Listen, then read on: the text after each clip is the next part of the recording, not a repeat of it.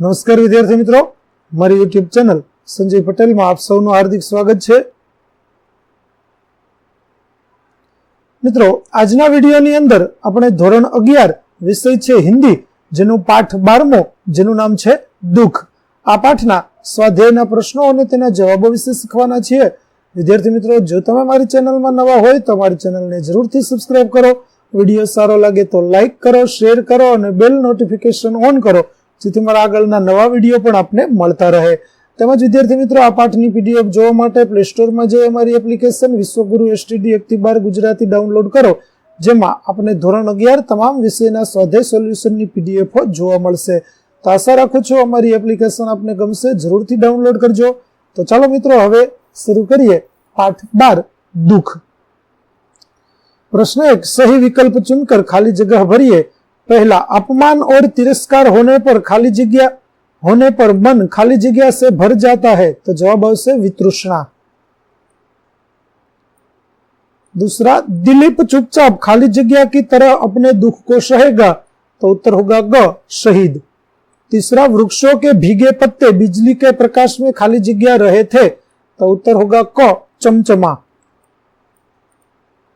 तीसरा, स्त्री मैली सी खाली जगह में शरीर लपेटे बैठी थी, तो जवाब आवश्य ख, धोती। पांचवा, दिलीप ने खाली जगह फाड़कर फेंक दिया, उत्तर होगा क, पत्र। दूसरा प्रश्न एक एक वाक्य में उत्तर दीजिए, जिसमें पहला प्रश्न, हेमा अपनी मां के घर क्यों चली गई? तो दिलीप हेमा की सहेली के साथ सिनेमा देख आया, इसलिए हेमा रूठ गई और अपनी मां के घर चली गई। दूसरा, बिजली के लैंप किस भाव से प्रकाश डाल रहे थे? तो बिजली के लैंप निष्काम और निर्विकार भाव से अपना प्रकाश डाल रहे थे। तीसरा प्रश्न, दिलीप को समीप खड़ा देख लड़के ने क्या कहा? तो दिलीप को समीप खड़ा देख लड़के ने कहा, एक एक पैसे में एक एक ढेरी। चौथा, लड़के की मां बाबू के यहाँ क्या करती थी? तो लड़के की मां बाबू के घर चौका बर्तन करती थी। प्रश्न 3, 2-3 वाक्य में उत्तर दीजिए। पहला प्रश्न, मनुष्य का मन वितृष्णा से कब भर जाता है? तो जब कोई आदमी दूसरों की उपेक्षा किसी व्यक्ति को अपना समझकर उस पर भरोसा करता है, तो उससे वह कृतज्ञता की उम्मीद नहीं करता, मगर जब उसी से अपमान और तिरस्कार मिलता है तो मन वितृष्णा से भर जाता है। दूसरा प्रश्न, जगत के अद्भुत नमूने क्या है? तो दिलीप रात को 9:30 बजे मीटो पार्क से सुनसान मार्ग से घर लौट रहा था। मनुष्यों के अभाव की परवाह न करके सड़क के किनारे स्तब्ध खड़े बिजली के लैंपों के प्रकाश में लाखों पतंगे गोल बांध बांध कर नृत्य कर रहे थे। उन्हें देखकर उसे लगा, ये जगत के अद्भुत नमूने हैं। तीसरा प्रश्न, लड़के की मां को काम से क्यों हटा दिया गया था? उत्तर, लड़के की मां एक बाबू के यहाँ 250 रुपये प्रति माह पर चौका बर्तन का काम करती थी। जगतू की मां ने बाबू से कहा कि वह 200 रुपये में सब काम कर देगी, इसलिए बाबू की घरवाली ने उसे काम पर रख लिया और लड़के की मां को हटा दिया। चौथा प्रश्न, स्कूल वालों ने जगतू की मां को क्यों निकाला? तो जगतू की मां स्कूल में लड़कियों को घर से बुलाकर लाती थी। स्कूल वालों ने लड़कियों को घर से लाने के लिए मोटर रख ली, इसलिए स्कूल वालों ने जगतू की मां को निकाल दिया।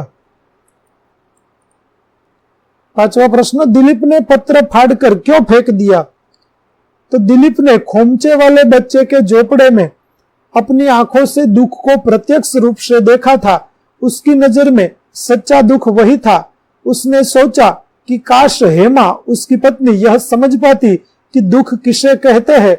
उस दुख के सामने हेमा का दुख कोई मायने नहीं रखता था, इसलिए दिलीप ने पत्र फाड़कर फेंक दिया।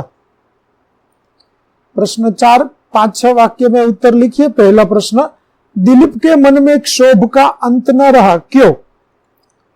तो दिलीप ने हेमा को पूरी स्वतंत्रता दी थी। वह उसका बहुत आदर करता था। हेमा के प्रति उसके मन में अत्यंत प्रेम था। उसके बावजूद वह हेमा को संतुष्ट न कर सका। वह हेमा की सहेली के साथ सिनेमा देख आया तो वह दिन भर रूठी रही और दूसरे दिन अपने मायके चली गई। हेमा के ऐसे व्यवहार से खिन्न होकर दिलीप को क्षोभ का अंत न रहा।